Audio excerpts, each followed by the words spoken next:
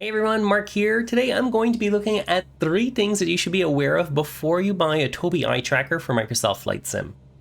It's a cool device that can augment your flight sim experience a fair bit, and I really enjoy using mine, but it is on the expensive side, so it's best to be aware of all the pros and especially the cons so that you don't regret your purchase. This video is effectively going to be the things that I wish I knew before I bought mine, and make sure to stick around right to the end where I'm going to give my recommendation on who's going to get the most from this device. Let's get straight into it. Although it's called a Tobii Eye Tracker, it also tracks the position and movement of your head, which from what I've seen online and in my own setup as well, it seems like almost everyone disables the eye tracking and relies only on the head tracking. This is a good thing though, because it allows you to look at a second screen or a tablet without changing the camera angle in Flight Sim. And it comes in really handy if you have to look at a chart on takeoff or landing that isn't integrated into the sim. You'll need to configure the sensitivities of the head tracking just how you like them, but I'm showing you mine on screen right now, and I think this is a pretty good compromise for pretty much all situations in all airplanes, so feel free to use this as a starting point, and then you can adjust from there to get it a little bit more how you like it. There are also some great guides on what each setting is used for by SimHanger, and I'm going to link to their videos in the description below because it goes into way more detail than I am going to go into here. Either way, you're going to want to plan for a couple of hours of just fiddling around with the settings until you get to something you're comfortable with.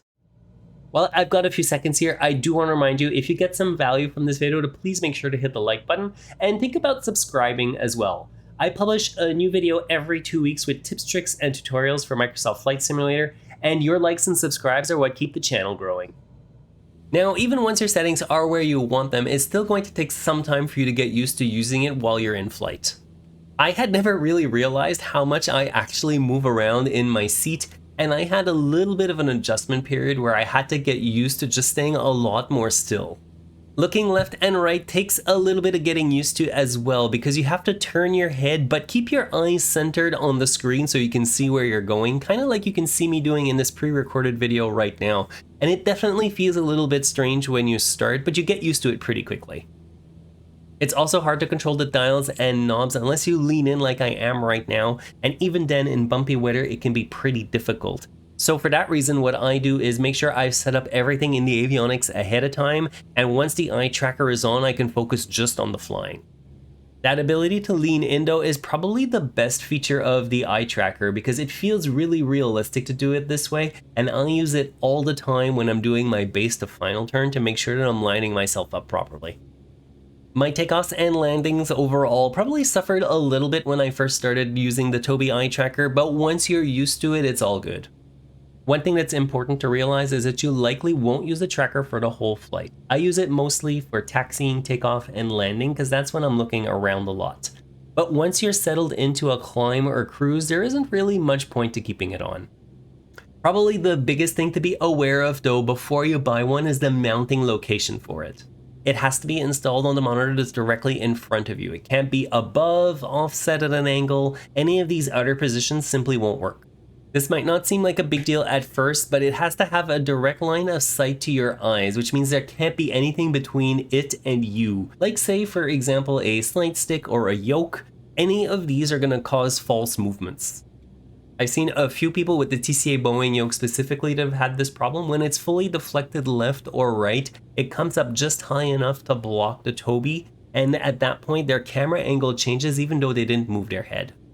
You can work around it by either raising the height of your screen if it's adjustable, and if not, just throw a bunch of books under there and it'll do the same job.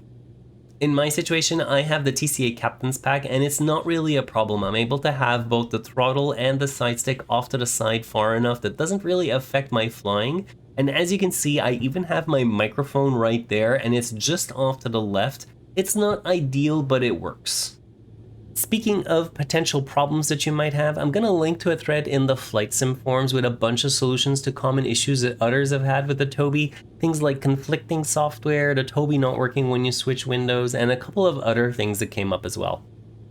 Overall, this is a really cool product, and it definitely makes your flight sim experience feel a lot more authentic without having to wear anything on the side of your head like you have to with Track IR.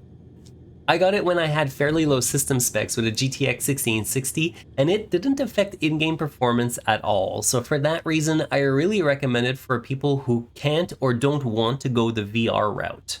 It's really the next best thing to VR because you can get a pretty immersive experience without having to buy a super expensive machine to run it properly.